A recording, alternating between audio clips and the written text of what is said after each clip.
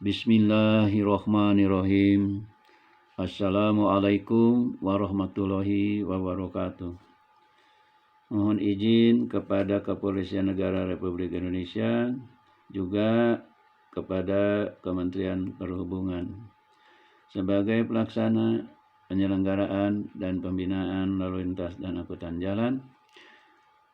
Kami dari Komunitas Pelopor Keselamatan Berlalu Lintas mohon izin untuk menyampaikan presentasi tentang Undang-Undang dan Keselamatan Lalu Lintas sesuai dengan amanat Undang-Undang Republik Indonesia Nomor 22 Tahun 2009.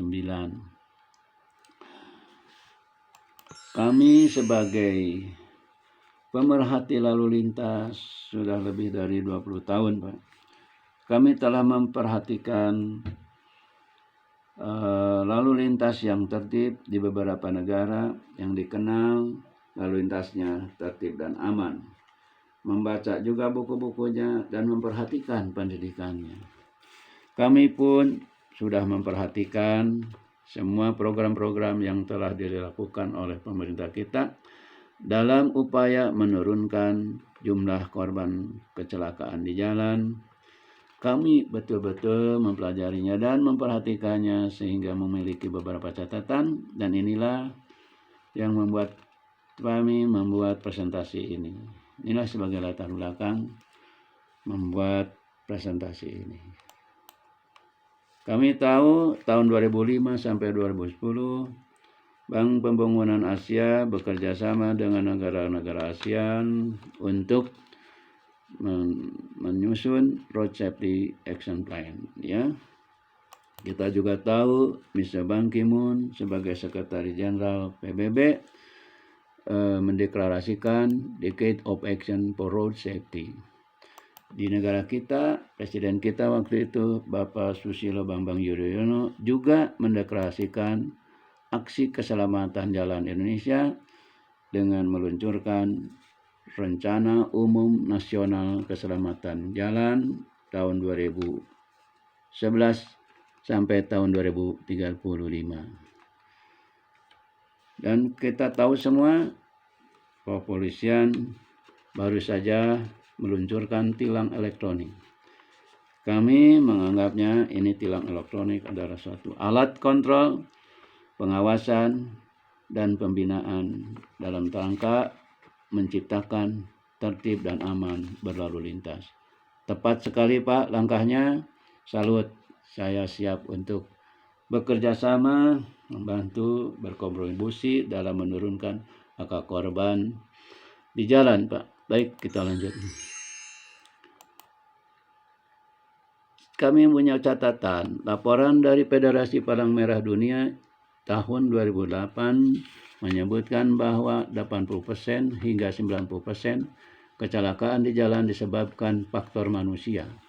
Sementara di Indonesia, menurut catatan dari Departemen Perhubungan, sekitar 86,8% setiap kecelakaan disebabkan faktor pengemudi.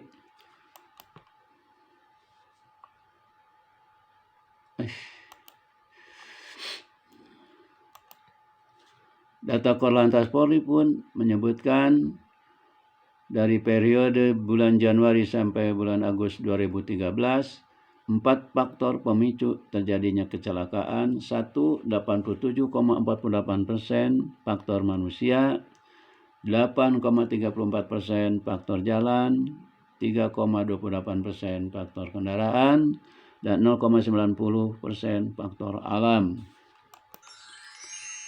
87,48% pemicu kecelakaan adalah faktor manusia yang terdiri dari 45,23% tidak tertib, 32,32% lengah, 14,59% mengemudi terlalu cepat. Faktor manusia yang dimaksud adalah jelas pengemudi. Jadi mereka tidak tertib, lengah, dan mengemudi. Nah, ini masalah tertib maupun terlalu cepat, kemungkinan besar memang mereka belum belajar ilmu lalu lintas, jadi belum mengerti aturan di jalan. Ya, itulah, Pak. kurang kontrol ya. Maklumlah Pak, negara kita itu luas, masyarakat kita beragam, betul-betul ya. Mudah-mudahan kita bisa mengadakan pendidikan dan bisa mengingatkan. Mungkin presentasi ini juga akan kita sebar supaya sedikit banyaknya mempengaruhi menjadi pembelajaran buat mereka. Oke, kita lihat saja. Kita lanjut. Program RUNG dilanjutkan sampai tahun 2035. Kami memperhatikan kepada pendidikan.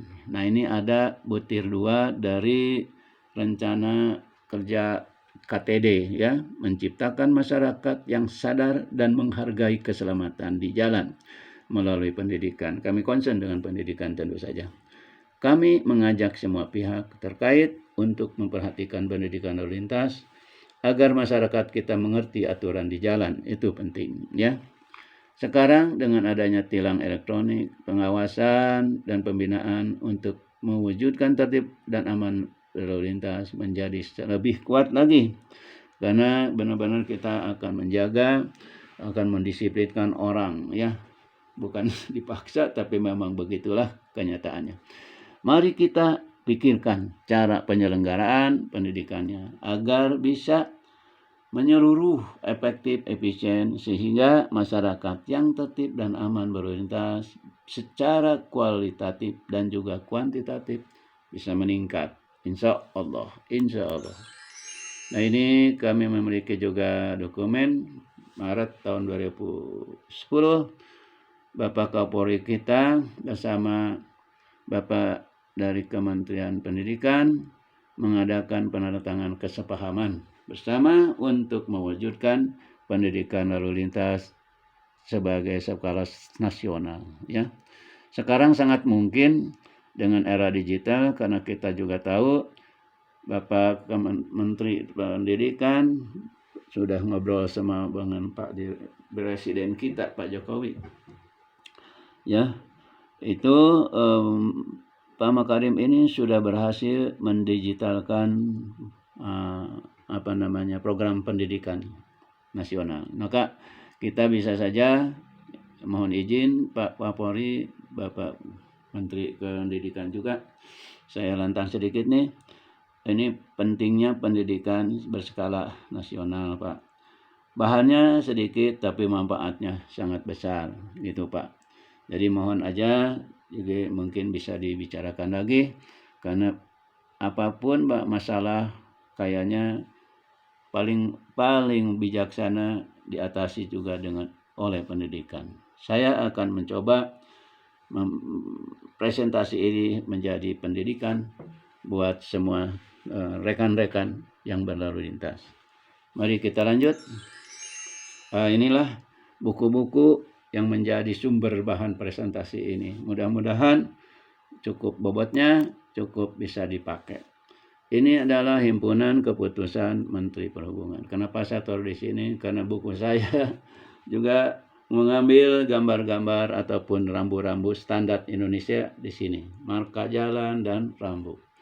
Ya, ini hadiah dari Direktur Keselamatan Transportasi Darat tahun 2010, yaitu Bapak Dr. Andes Suripno MSTR.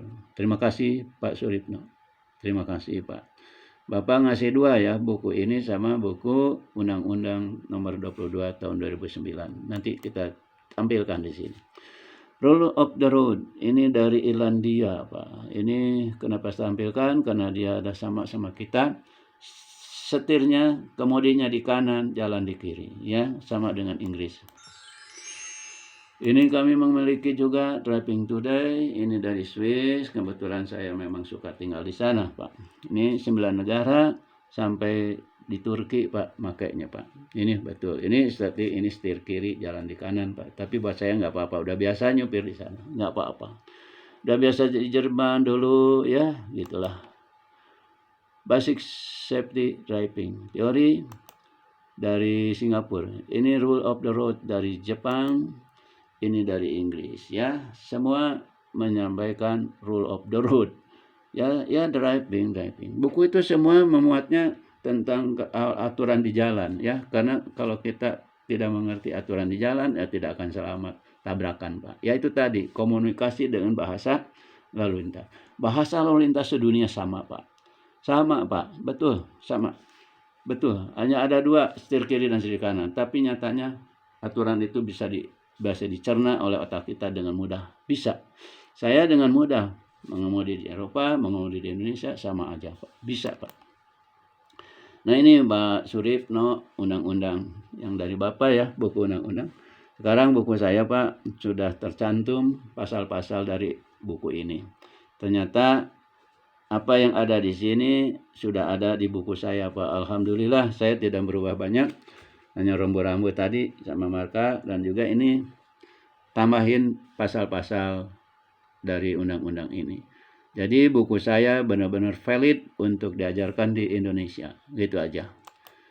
Ini dari Malaysia ujian undang-undang. Nah ini sama nanti dengan buku saya. Cuma dia mah berupa kumpulan pertanyaan-pertanyaan, 500 pertanyaan dengan jawabnya, multiple choice. Kalau saya buku normal, karena saya buku ini kan buku saya nanti itu mengopi formatnya seperti buku Swiss.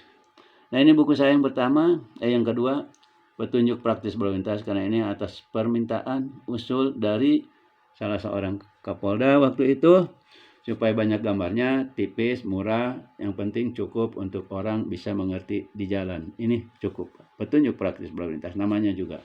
Jadi hanya urung berlalu lintas saja. Tidak seperti buku ini yang saya jiplak formatnya dari buku Swiss, memang bikinnya di sana, nulisnya di sana. Ya ini oke, formatnya Swiss tetapi materinya Indonesia, tetap Indonesia Pak. Bagus ini. Ini buku sudah lengkap, materinya cocok untuk menjadi buku induk, buku Indonesia, nasional Indonesia. Semua sudah cocok sesuai dengan Undang-Undang Nomor 22 Tahun 2009. Ya, saya juga bikin buku untuk di tol, untuk jalan tol. Ini Bapak dari Jasa Marga Pak. Ini bolehlah supaya masyarakat kita lebih mengenal bagaimana berlalu lintas di jalan tol. Dan mungkin Bapak juga bisa kita bersama-sama lah bisa melihat ada komponen apa yang kurang di sana. Karena buku ini saya terus aja mengikuti buku yang dari Swiss, buku ini juga. Ini gambarnya gambar yang punya Swiss saya, tapi saya bikinnya materinya untuk Indonesia. Oke. Ya, tinggal Bapak saja. Mungkin Bapak punya program Corporate Social Responsibility, alihkan ke sini, bagikan Pak untuk masyarakat Pak. Betul Pak, ini manfaat menurut saya sih. Mari kita lanjut. Saya juga bikin buku ujian teori berlalu lintas. Ini barangkali nanti harus ada tes kompetensi para pengemudi, para instruktur mengemudi, supaya bukan hanya terampil mengemudi tetapi harus paham akan aturan di jalan. Ini bukunya. Oke, kita lanjut saja. Wah, ini langsung kepada undang-undang dan keselamatan lalu lintas. Bagus, kita lanjut.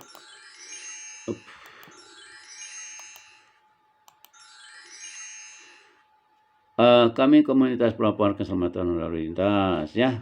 Pelopor keselamatan berlalu lintas. Kenapa? Karena waktu tahun 2013 Polri mengadakan gerakan pelopor keselamatan berlalu lintas. Tahun 2014 saya mendirikan komunitas pelopor keselamatan berlalu lintas. Bravo kepolisian, itu aja. Ya. Ini bahan presentasi saya. 7 bab. Ini 268 slide. Ya, kita ikutin saja. Insya Allah bagus Pak. Padat Pak. Baru pertama lah kita bikin ini. Tapi sebenarnya saya sudah bikinnya lama banget ya. Tapi oke, kita sajikan sekarang. Insya Allah Pak, tolonglah diterima. Pendahuluan ini saya dari awal banget makna kata berlalu lintas. Kita harus tahu makna kata berlalu lintas supaya kita tahu siapa saja yang berlalu lintas. Itu ya. Lalu lintas kata kerja berjalan, bolak-balik, hilir mudik, warawiri, pulang anting bahasa Sunda Maya. Kata benda perihal perjalanan di jalan itu ya. perhubungan antara sebuah tempat dengan tempat yang lain.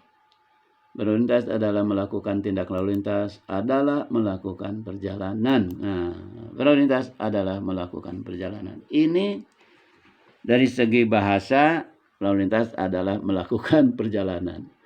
Mari kita lihat, sebenarnya yang harus kita tahu adalah dari segi bahasa, oke? Dari segi proses, Pak. Ini perlu kita cermati, kita mengerti betul, tolong dimengerti ya. Segi proses jauh banget, Pak. Jauh banget, karena dari segi proses, berlalu lintas itu adalah interaksi, berkomunikasi dengan bahasa lalu lintas tentu saja. Ya, bahasa lalu lintas itu apa? Ya, pertama ini interaksi antar pengguna jalan. Bahasanya apa? Infrastruktur jalan dengan perangkat-perangkat pengaturnya. Itu rambu, apa nih saya kasih tahu. Jalan, persimpangan sebidang, bundaran, flyover, marka jalan dan rambu lalu lintas ini yang lebih utama sebagai hurufnya ya, sebagai kata-katanya yang dirangkai menjadi itu untuk berlalu lintas, untuk berkomunikasi. Oke, lampu lalu lintas jelaslah ada merah, hijau, kuning ya, itu kita udah tahu menerjemahkan. Nah, kita harus bisa menerjemahkan infrastruktur kita. Rambunya apa? Marka jalan. Mulainya dari marka apa? Rambu boleh. Rambu pertama peringatan pertama. 50 sebelum objek, 50 meter sebelum objek kita sudah melihat rambu gitu. Kita harus sudah mengetahui. Oh, ini rambunya ini. Di depan tuh gini. Kita harus begini. Gitu. Itu bahasa lalu lintas ya. Jadi saya rasa harus diperhatikan. Jadi berlalu lintas itu pasti ada aturannya, ada ilmunya ya. Maka semua orang yang berlalu lintas harus mengerti, paham, dan patuhlah pada aturan. Kalau tidak patuh, ngerti juga, paham juga buat apa. Ya, demikian pula penyedia infrastruktur harus lebih paham dan harus lebih mengerti banget tentang apa? Ilmu lalu lintas dan manajemen lalu lintas. Anda harus bisa menghitung. Ya, makanya kenapa supaya bisa dihitung? Ya, kita harus bikin pembatasan kecepatan masing-masing fungsi jalan. Ya, bisa dihitung nantinya. Oke ya, kita lanjut ini. Oke, saya terangkan sedikit tentang apa itu bahasa lalu lintas. Bahasa lalu lintas itu pasti ada hurufnya. Kalau kita harus kenal zaman orang dulu tidak mengenal huruf, kemudian ingin berkomunikasi dengan huruf, maka mereka menciptakan gambar-gambar. Jadi hurufnya itu berupa gambar yang disebut piktografik, Pak. Dari situ berkembang menjadi logogram berupa lambang. Nah ini ya. Nah setelah itu berkembang lagi menjadi ideograf yang disebut ideograf itu seperti huruf Cina, India, huruf Arab itu ideograf namanya. Dan yang kita pakai sekarang romaji atau kata orang Jepang romaji yaitu huruf Roma, yaitulah aksara ataupun huruf. Itulah Pak. Kita lanjut, itu pengetahuan tambahan ya. Siapa ya saja yang melakukan perjalanan? Nah inilah. Ini bukan hanya manusia. Semua makhluk hidup di dunia ini melakukan perjalanan, ya. Kenapa? Melakukan hidupnya kan harus cari makan, ya. Segala macam. Ingat sajalah Bapak mungkin ada lihat film burung, ya, terbang kemana-mana sampai ke laut, ambil ikan, kembali ke sarangnya, memberi makan anak-anaknya, ya. Semut kelihatan sekali berderet, berbaris, mengangkut makanan, rame-rame gotong royong mengangkut makanan. Kita pun harus begitu. Oke, ini contoh saja. Ada 5 banteng, 3 yang kekar, 2 yang lemah. Nah ini mereka selalu kalau melakukan perjalanan berformasi seperti ini. Yang lemah diaping, dijaga oleh yang kekar. Dijaga dari apa? Dari adanya indikasi rawan bahaya. Bahaya apa? Bahaya dari predator bisa saja. Harimau gitu kan. Harimau tidak akan menerkam ketika dia begini dan ada tiga yang kekar. Ya, walaupun yang pakai tanduk hanya 2. Oke, inilah hanya simbolik saja, hanya dibenarkan ya, dicontohkan. Mereka selalu waspada terhadap adanya indikasi bahaya. Jadi kalau kita berlalu lintas, kita juga harus waspada terhadap adanya indikasi rawan kecelakaan. Rawan kecelakaan dari mana? Dari infrastruktur yang miring, yang tikungnya terlalu tajam, yang kurang lebar, dan segalanya. Mungkin licin juga kan, atau terlalu curam turunnya. Nah, tapi juga dari sama-sama kendaraan besar atau kendaraan yang kencang, kendaraan yang juga mungkin kendaraan itu yang mengalami kerusakan, remblong segala macam, itu kan harus diwaspadai oleh kita. Ya, kita itu harus pandai membaca bisa mengobservasi bahan-bahan atau keadaan yang berbahaya. Ya, oke, kenal ya. Jadi maksud saya ini bagaimana kita harus mewaspadai adanya indikasi rawan kecelakaan. Lanjut saja. Ya, itu melindungi yang lemah, ya itulah. Yang lemah itu orang yang tidak mengerti aturan, Pak. Kalau yang kuat itu yang mengerti aturan. Jadi kalau yang mengerti aturan kan nyelonong begitu aja tuh. Wah, bisa menyelakakan kita semua. Ya, oke, kita lanjut. Ini di seluruh dunia ya melakukan perjalanan, termasuk di laut luas. Ikan pun bermigrasi dari satu tempat ke tempat lain karena perbedaan iklim, perubahan iklim dari yang panas ke yang dingin ataupun yang dingin ke yang panas. Oke, kita lanjut saja. Itu mempercepat, ini hanya mewakili lah, ikan mewakili juga bahwa semua makhluk hidup di situ diwakili. Oke, inilah yang istimewa. Bebek adalah, saya bilang, hewan yang paling tertib, hewan yang paling disiplin. Mau dikasih makan pun dia tertib, antri, ya, tidak berebutan. Nah, ini. Jadi budaya antri itu dari orang Inggris terkenal sama orang Singapura. Nah, niru bebek bangga ya, budaya tertib.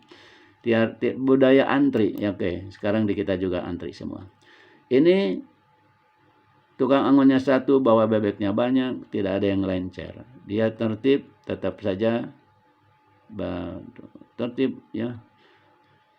Dia disiplin. Nah, pulang ya pulang semua. Dia bilang tidak perlu ada yang ngatur. Kami tertib tanpa harus diatur. Nah, inilah benar-benar bebek. Nah, ini juga kelihatan bebek. Ini tahulah, kita diperlihatkan oleh yang penguasa langit dan bumi. Bebek adalah binatang yang disiplin, selalu tertib dalam segala hal. Dia dalam perjalanan tertib, terus menjaga jarak aman. Ini kita diperlihatkan oleh Sang Khalid yang menguasai langit dan bumi.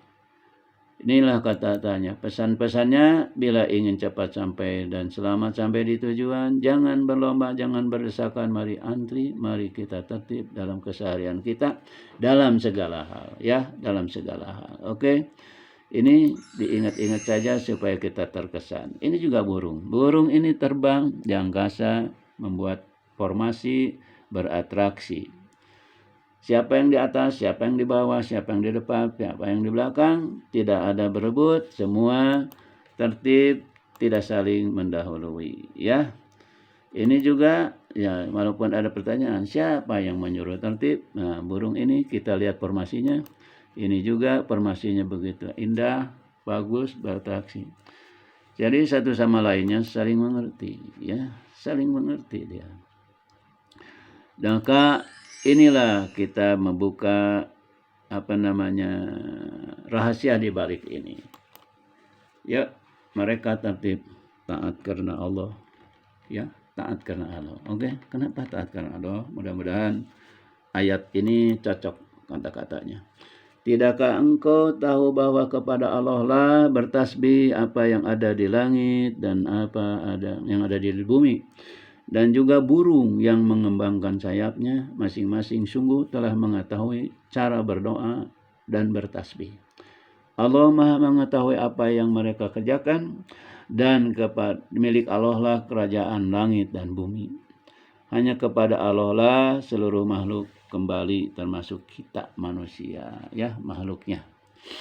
Ya, mudah-mudahan kita kembali ke surga. Amin ya Allah ya Rabbal Alamin. Mari kita ciptakan tertib dan aman di lingkungan kita supaya kita nyaman, ya. Bila tertib dan aman, hidup ini akan terasa nyaman. Kita lanjut saja dari apa yang kita saksikan di atas, memberi gambaran kepada kita bahwa hewan berkomunikasi, berinteraksi tanpa bicara. Secara naluri mereka saling mengerti, saling menjaga diri, peduli pada sesamanya, memiliki kebersamaan dan memiliki keinginan untuk tertib. Ingat, kita harus seperti itu. Maka dari semua itu harus menjadi pelajaran bagi kita bahwa dengan rasa kebersamaan, saling mengerti satu sama lainnya, memiliki keinginan untuk hidup tertib, maka lalu lintas kita bisa lancar, tertib, aman, dan nyaman. Enak ditonton bagaikan atraksi seperti burung. Mari kita wujudkan lalu lintas yang tertib dan aman. Mari kita pahami dan patuhi aturan berlalu lintas. Ya, mari kita lanjut saja. Bagaimana ini? Ya, ini adalah karena tidak ada rambu kalau kita lihat ya. Dengan mereka salah atau tidak ya tidak dan iya ya, tapi yang namanya orang harus peduli akan keselamatan dirinya sendiri. Walaupun rambunya belum ada, ya udahlah, kan ini bukan semua orang tidak ada yang perfect. Wah, sekarang pasti akan dipasang lah rambu-rambu. Karena tuh ya, kita harus lihat di gambar ini, Pak. Maaf ya, Pak ya. Ini ada roda nih, ada roda yang jualan. Nah, ini juga harus termasuk yang diperhatikan oleh kita. Pasti Bapak punya rambu juga yang ada gambarnya roda. Nah, itu nanti supaya ini juga tertib, jalannya kemana, nyebrangnya di mana, ini harus ada rambunya, Pak. Kalau benar-benar yang tertib ya. Di Eropa tuh ada semuanya.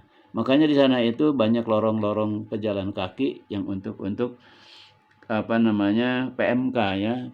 PMK itu peralatan menyerupai menyerupai kendaraan ya, itu peralatan menyerupai kendaraan itu ada. Jadi rambu-rambunya seperti apa, sepatu roda, kursi roda juga termasuk di dalamnya. Oke, tidak ada rambu larangan menyeberang, tidak ada rambu peringatan adanya tempat menyeberang, tidak ada rambu petunjuk tempat menyeberang, tidak ada rambu fasilitas pejalan kaki untuk menyeberang, tidak ada rambu, dan tidak ada rambu peringatan adanya zona ramai. Ini penting, zona ramai ya. Zona ramai dengan di bawahnya ditaruh batas kecepatan 20. Ini untuk kalau ada orang yang menyeberang, ini tempatnya, dan ini ditaruh 50 meter sebelum tempat penyeberangan ya. Ini peringatan untuk yang berkendara, ini juga untuk yang berkendara, ini untuk berkendara. Kalau ini untuk penyeberang jalan, ini semua untuk penyeberang jalan. Oke, kita lanjut. Ini juga bagus.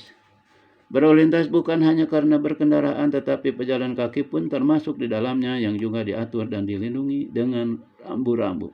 Masing-masing ada hak dan kewajibannya. Jadi Pak, rambu itu hak dari semua orang yang berkendara maupun yang berlalu lintas tanpa kendara, yaitu pejalan kaki. Yang kita harus ada. Nah, ini antara mengemudi dan berlalu lintas, apa bedanya? Saya masukkan di sini. Seseorang yang terampil mengemudikan kendaraan belum tentu memahami aturan berlalu lintas. Sebaliknya, seseorang yang paham akan aturan berlalu lintas belum tentu juga bisa mengemudikan kendaraan. Jadi beda ya mengemudi sama berlalu lintas. Ibaratnya orang terampil mengemudi tapi tidak tahu aturan berlalu lintas, ibarat orang yang linglung tidak tahu jalan ya. Betul, karena harus bagaimana nih persimpangan khususnya. Demikian pula orang-orang yang mengerti akan berlalu lintas, paham berlalu lintas, tapi tidak bisa mengemudi, ya juga diam aja lah, tidak bisa kemana-mana dengan lalu lintas ya. Naik angkot saja, selamat.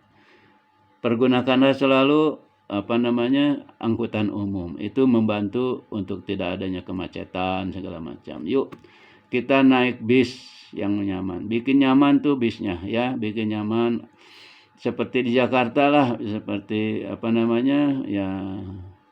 Transjakarta, terus ada MRT segala macam, itu baru enak ya.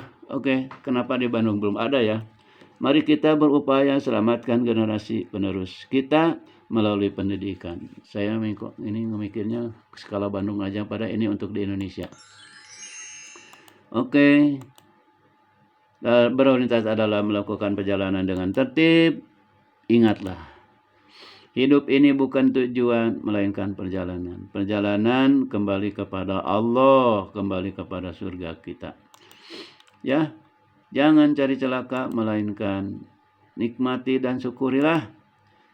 Hidup adalah membuat hidup lebih bermakna. Jangan sia-siakan hidup ini, Pak. Mari kita peduli akan adanya tertib lalu lintas, selamat di jalan, satu untuk semua, semua untuk satu, kebersamaan. Ya, mari Pak, kita berubah sekarang, harus benar-benar. Ini Pak, manusia yang beradab itu hidupnya tertib tanpa harus diatur. Tingkat peradaban suatu bangsa bisa dilihat dari perilakunya seharinya. Tiap hari itu gimana perilakunya. Termasuk dalam berlalu lintas dan menjaga kebersihan lingkungan. Lalu lintasnya amburadul, kebersihannya juga amburadul, jadi kelihatan sekali tuh bagaimana sih manusia ini, peradaban manusia di sini. Ya, ini enggak. Kita sekarang sudah menuju kepada peradaban yang bagus. Sudah ada MRT, sudah ada Transjakarta. Kalau di Jakarta saja jalan tolnya sudah kemana-mana. Bakal ada kereta api 1 jam saja, kereta api cepat Bandung-Jakarta, dan mungkin juga ada Jakarta-Surabaya. Bisa langsung. Ini betul-betul pembangunannya cepat. Lalu lintas yang tertib dan aman mencerminkan perilaku positif dari manusia yang beradab. Tertib dan aman adalah cerminan kehidupan beradab. Kita jangan kalah dengan zaman ya. Masa zaman sudah maju kita masih parah berlalu lintasnya. Yuk kita sekarang harus berusahalah untuk jadi tertib lalu lintas dari semua orang. Mulai dari semua orang kita ikutin tertib lalu lintas ya. Jadi jangan egonya dibuanglah sedikit. Dibuang ya egonya. Kita harus bersama-sama. Mari kita berperilaku positif. Jadilah manusia yang beradab. Jadilah pribadi yang beretika, memiliki tata krama, memiliki sopan santun, berakhlak mulia. Yuk kita jadi orang yang maju, berakhlak mulia. Prinsip dasar berlalu lintas. Kita lanjut saja kepada materi. Ini ada 6 butir. 1, 2, 3, 4, 5, 6. Kita langsung saja bahas. 1. Berlalu lintas adalah kepentingan bersama, maka semua orang harus berperilaku sedemikian rupa sehingga tidak saling menghambat dan tidak saling membahayakan. Ini benar-benar fundamental rule. Ini aturan yang sangat fundamental dalam berlalu lintas, tidak saling menghambat dan tidak saling membahayakan. Nah, ini di undang-undang itu pasal 105 itu walaupun tidak spesifik, ini spesifik karena saya atlet pelatihan ya. Itu semua bagus. 105 masuk di sini. Oke. Ini sesuai dengan Undang-Undang Nomor 22. Ingat ya, saya mengambilnya juga dari buku-buku asing, tetapi ternyata undang-undang kita juga mungkin ya pada pelajarannya mungkin konsultannya asing. Berlalu lintas adalah kepentingan bersama. Bila terjadi antrean, Anda tidak dibenarkan berdesakan masuk antara kendaraan. Ini bukan sekarang lah, saya percaya sekarang sudah baik. Apalagi ada pandemi. Orang takut untuk berkerumun, maka harus menjaga jarak. Sebenarnya yang jaga jarak aman 1 meter itu sudah aturan baku lalu lintas sebenarnya. Bukan karena pandemi. Tapi oke, karena ada pandemi, tolonglah Anda sekarang dari berdesakan berubah menjadi berenggangan. Mengambil jarak aman ya, ke pinggir itu minimal 1 meter. Kenapa sih 1 meter? Itu awalnya dari pintu kalau dibuka, anggap aja kita butuh abstan 1 meter ya, abstan jarak ya 1 meter. Ya jangan mepet. Kalau enggak kita nggak bisa menyelamatkan diri kalau terjadi apa-apa. Dan motor juga sudah tidak boleh lagi. Kalau di yang negara yang tertib, motor itu harus di belakang mobil, tidak bisa di pinggir mobil, nggak bisa. Mereka harus berjarak 1 meter. Sebenarnya gini, nanti ada di sini. Semua orang yang mengendarakan kendaraan di jalan harus melajulah di tengah lajur jalan dengan memperhatikan marka jalan. Bahasakan tuh. Artikan itu. Artinya kalian harus semuanya di tengah lajur jalan dengan jarak-jarak yang aman. Nah, tinggal sekarang jarak ke depan belakang itu gimana? Kalau dengan lagi jalan ada rule of the road-nya, yaitu 2 second rule. Tapi kalau kita lagi berhenti parkir atau antri, Anda harus berjarak, bisa dilewatin orang, atau patokannya kalau sedan itu kita supir tuh bisa melihat roda belakang kendaraan di depan kita. Ya, dua-duanya tuh roda kendaraan bisa kelihatan. Roda belakang 2 itu bisa kelihatan. Itu patokannya ya, bagaimana antri. Ini jangan salah, jangan salah, memang salah. Jangan ditiru. Nah, ini gimana nih? Ini kan lenggang. Ini mobil satu ini belum ngerti aturan. Bukan melanggar ya. Ini belum tahu aturan. Kita tahu kita belum ada yang namanya sekolah lalu lintas. Belum ada kursus ilmu lalu lintas. Kalau di Swiss itu ada yang namanya kursus ilmu lalu lintas ya. Nih, satu sekolah mengemudi roda 4, satu lagi sekolah mengemudi sepeda motor, satu lagi kursus teori lalu lintas, yang satu lagi kursus dari P3K. Itu sebelum kita punya sekolah surat izin belajar mengemudi, itu persyaratannya ya. Di kita kan sekolah mengemudi aja yang ada, dan tidak ada yang namanya surat izin belajar mengemudi. Nah, kita akan coba nanti lihat. Ini situasi jalan lenggang tetapi ada yang melanggar. Saya bilang ini bukan melanggar atau ketidaktahuan saja. Bapak-bapak, ini harus saya kasih tahu. Kita pertama, bagus nih markanya kelihatan. Kita di garis senti tidak boleh lewat ya. Jangan melanggar garis senti. Ya udah, nanti aja dulu. Kita lanjut dulu ya. Caranya waktunya nanti kepanjangan. Ini salah. Ini menyerobot ke depan, masuk berdesakan di antara kendaraan lain, hanya akan membuat kemacetan. Yang salah jangan ditiru. Ini lihat, sama juga ini melanggar marka. Jadi artinya nih marka ini benar-benar perlu ditertibkan.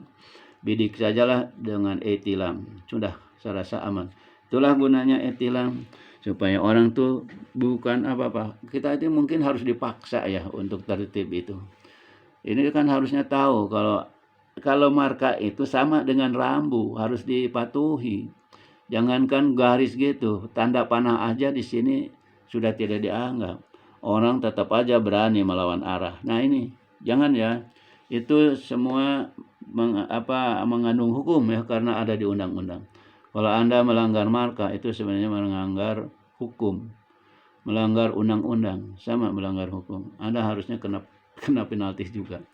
Kalau di orang lain kena. Nah, Anda lebih baik merenggang, terus beriringan ke belakang sana dengan jarak 1 meter ke kiri kanannya, dan jarak ke depannya harus masuk, orang bisa lewat ya. Oke, kita kasih cakra saja. Oke, kita lanjut. Kan ini contohnya. Ini Allah menyuruh kita, lihatlah yang benar dong. Berlalu lintas itu malulah sama bebek. Malu sama bebek mah. Ya Allah, malu sama bebek. Ya, prinsip dasar nomor 2 sama ini tentang rambu juga. Ini sebenarnya kendaraan tidak boleh berhenti di zebra cross dan juga di kotak kuning ya. Nah, kenapa? Karena zebra cross ini untuk pejalan kaki, ini untuk penyeberang. Jadi harus kosong ya. Anda walaupun apalagi kemacetan, Anda tetap harus mengosongkan ini. Tidak apa-apa, harus mengosongkan. Jangan berebutan tempat lagi ya. Harus, ini salah kok. Ini salah, harusnya kosong. Zebra cross harus kosong. Oke. Penyeberangan yang tidak diatur oleh lampu lalu lintas. Setiap orang yang mengemudikan kendaraan bermotor di jalan wajib mengutamakan keselamatan jalan, pejalan kaki, dan pesepeda. Wajib mengutamakan keselamatan pejalan kaki dan pesepeda. Nah, termasuk tadi yang menyeberang jalan ya. Pejalan kaki berhak mendapatkan prioritas pada saat menyeberang jalan di tempat penyeberangan, yaitu di zebra cross ya. Punya hak utama. Jangan salah. Dia punya prioritas. Maka bila Ada yang menyeberang jalan di zebra cross yang tidak diatur dengan lampu lalu lintas. Yang berkendara harus berhenti. Ini berhenti ini. Ini ada wipernya kelihatan, Anda berhenti, Anda benar, Anda dapat jempol. Ini juga ada setirnya, Anda berhenti, Anda benar, dapat jempol. Tapi ini mobil putih melanggar, ya. Anda dapat cakra. Oke, lanjut. Nah, ini lampu lalu lintas untuk mengatur yang pejalan kaki yang menyeberang. Jadi ini ada pelikannya ditekan, tunggu sampai hijau muncul, maka Anda jalan. Kalaupun kita mau jalan, lihat juga kendaraan, ya. Kendaraannya harus berhenti, itu bannya tidak muter lagi, baru kita jalan. Kita juga harus bisa mendisiplinkan orang yang pakai mobil dan juga mendisiplin yang berjalan kaki. Sama-sama harus disiplin. Pada penyeberangan jalan yang diatur dengan lampu lalu lintas, penyeberang jalan harus mengikuti lampu lalu lintas, tentu saja.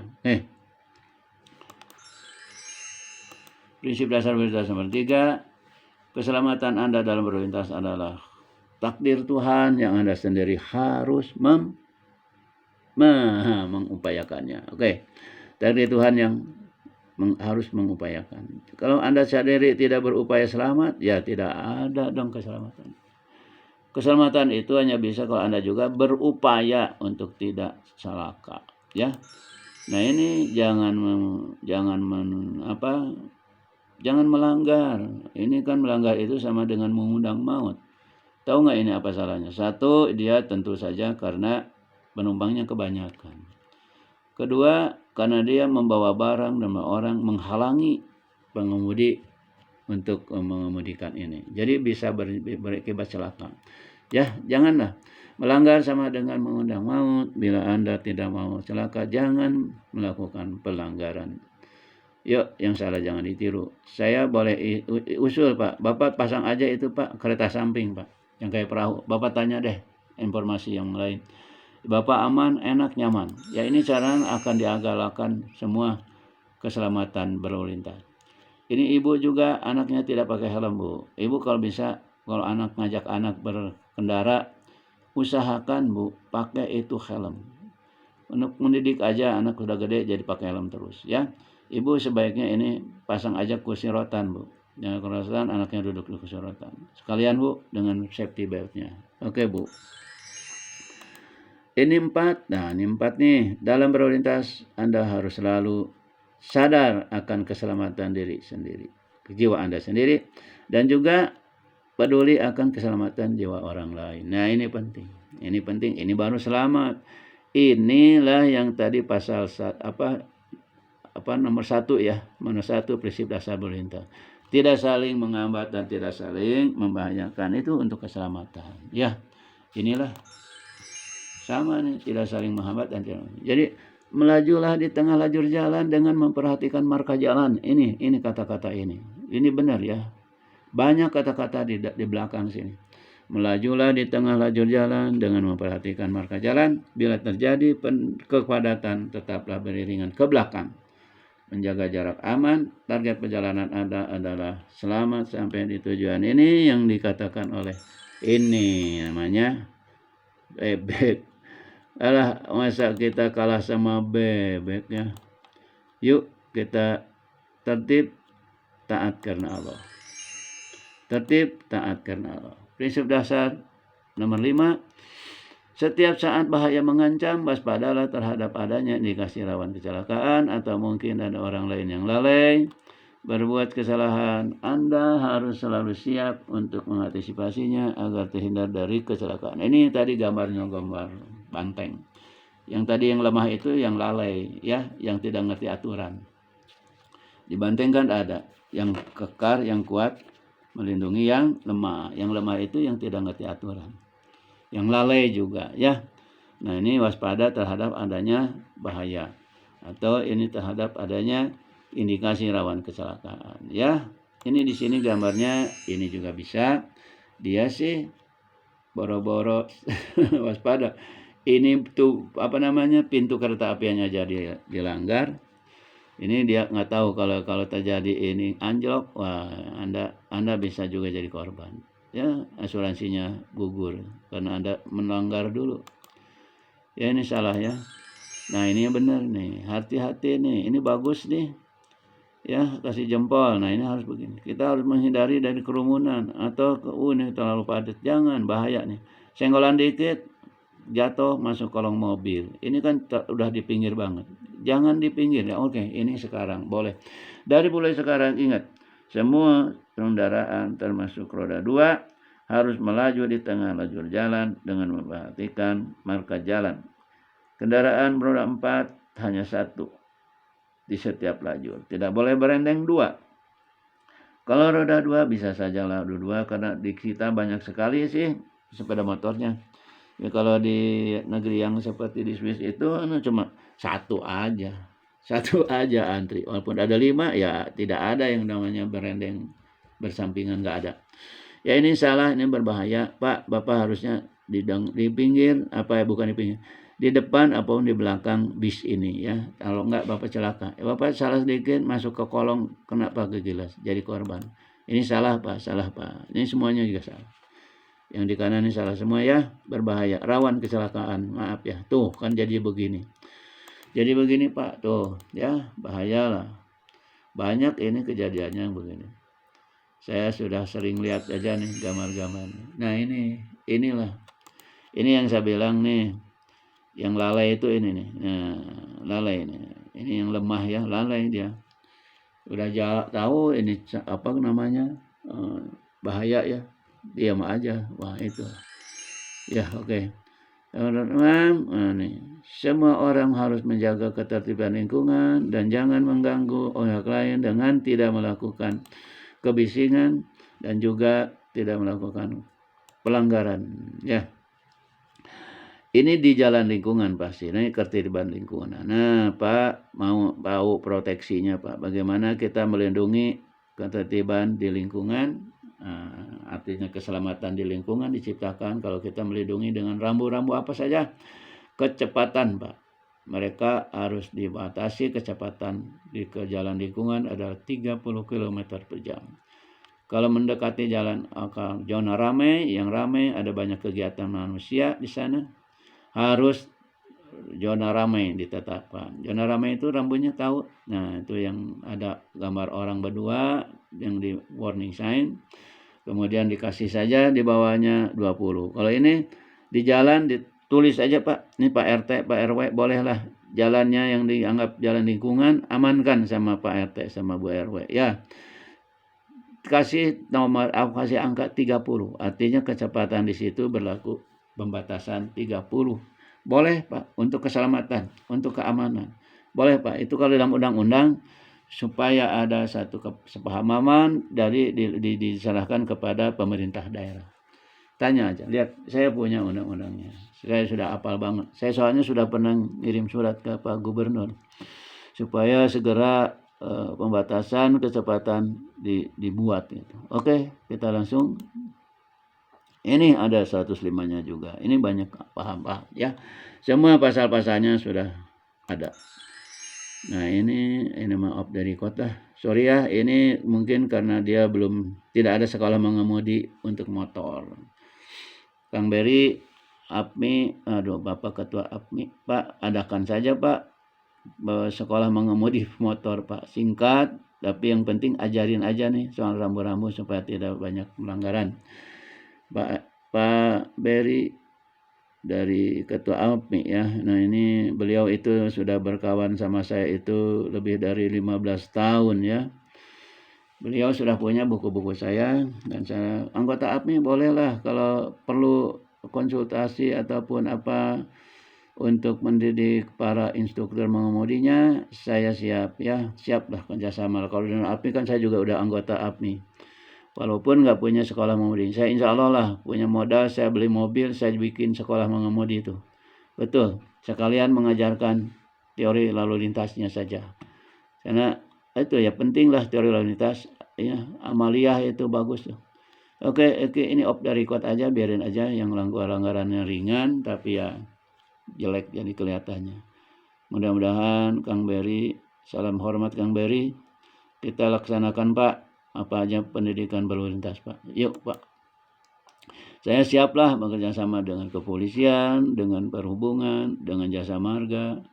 Untuk kemaslahatan masyarakat, kita menciptakan tertib dan aman berlalu lintas sehingga kita dapat menurunkan angka korban jiwa di jalan ya. Jangan lagi ada ini off the record lah, saya tidak bisa komentar. Ini pelanggaran paling berat, tapi saya lihat juga infrastruktur tidak benar itu kelihatan. Maaf Pak, saya lebih baik tidak ngomong lagi. Saya tutup aja ini mah enggak lah. Ini yang ini soalnya yang dilanggarnya itu kan malang gede, ini Chevron itu termasuk Palo lalu lintas. Pelanggaran besar. Ini aja nih, saya bikin sendiri. Ini juga pelanggaran yang parah dari motor. Ini perlu dipangani ini. Bagaimana mentertibkan sepeda motor untuk tidak lagi melawan arah, menyeberang semaunya ya. Dan ini bahayanya bahaya bukan main bahayanya. Semua kendaraan dilarang melawan arah itu juga jelas. Dan garis utuh tidak boleh dipotong. Jelas ini pelanggarannya. Yang belok putar arah pindah lajur wajib memberi isyarat. Isyarat itu apa namanya sen ya. Jangan harus pakai sen ya. Mau belok atau mau mutar harus pakai sen semua. Jangan memotong yang lurus. Yang lurus itu punya prioritas utama ya. Salah itu semua nggak boleh itu. Penting. Ini lagi D melanggar. Kenapa? Dia kan ini harusnya A dulu yang jalan, bukan D. D ini di sini udah diperingatkan dengan ini dengan namanya rambu tidak berprioritas. Anda tidak berprioritas, Anda harus tunggu di sini. Ini garis tunggunya juga ada. Ya, garis tunggu ada. Tolonglah ya. D dinyatakan salah, dia memotong A yang sedang melaju di jalurnya. Nah, ini kayak kita lihat mereka tertib taat karena Allah. Inilah ayatnya. Tidaklah engkau tahu bahwa kepada Allah lah bertasbih apa yang ada di langit dan di bumi dan juga burung yang mengembangkan sayapnya, masing-masing sungguh telah mengetahui cara berdoa dan bertasbih. Allah Maha mengetahui apa yang mereka kerjakan, dan milik Allah lah kerajaan langit dan bumi, dan hanya kepada Allah lah seluruh makhluk kembali termasuk kita. Ya, saya rasa ini penting untuk diperhatikan ya. Kita harus tertib di segala bidang, taat karena Allah. Ya, semua ketertiban kita harus ikutin. Oke. Memorandum lagi. Manusia yang beradab, hidupnya tertib tanpa harus diatur. Tingkat peradaban suatu bangsa bisa dilihat dari perilaku kesehariannya, termasuk berlalu lintas dan menjaga kebersihan. Lalu lintas yang tertib dan aman mencerminkan perilaku positif dari manusia beradab. Tertib dan aman adalah cermin kehidupan beradab. Mari kita berperilaku positif, jadilah manusia yang beradab, jadilah manusia atau pribadi yang beretika, memiliki tata krama, memiliki sopan santun dan berakhlak mulia. Nah ini Pak. Yuk kita tertib lalu lintas, tertib di segala bidang, taat karena Allah. Ya, sekian dulu disambung, nanti disambung presentasi. Ini materi melalui materi pokok tuh ya, tertib mengemudi.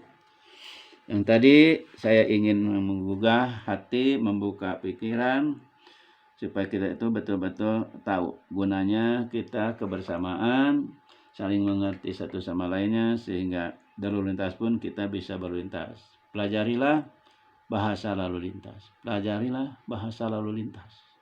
Mari kita belajar bahasa lalu lintas. Saya siap bekerja sama dengan siapapun, ya. Saya siap bekerja sama siapapun, ya, untuk menciptakan lalu lintas yang tertib dan aman. Betul Pak, saya siap. Jadi tadi saudaraku dari Jasa Marga, Pak, mohon maaf juga nih. Mohon izin Pak Kapolri dan Bapak Kementerian Perhubungannya, mohon maaf. Semua mungkin kalau ada kata-kata yang lancang dari saya, mohon maaf. Saya tidak ada lagi keperluannya bagaimana kita membantu untuk bisa menurunkan angka korban kecelakaan di jalan. Itu Pak, kurang lebih mohon maaf kepada semua pihak. Mari kita mengajarkan tertib lalu lintas, aturan di jalan, bahasa lalu lintas, kita sebarkan ilmu ini sehingga banyak orang mengerti dan bagus. Sekarang ini ada yang banyak mengerti, tapi lebih banyak yang tidak mengertinya, itu yang ketutup jadinya. Maka kita perbanyak orang yang mengerti.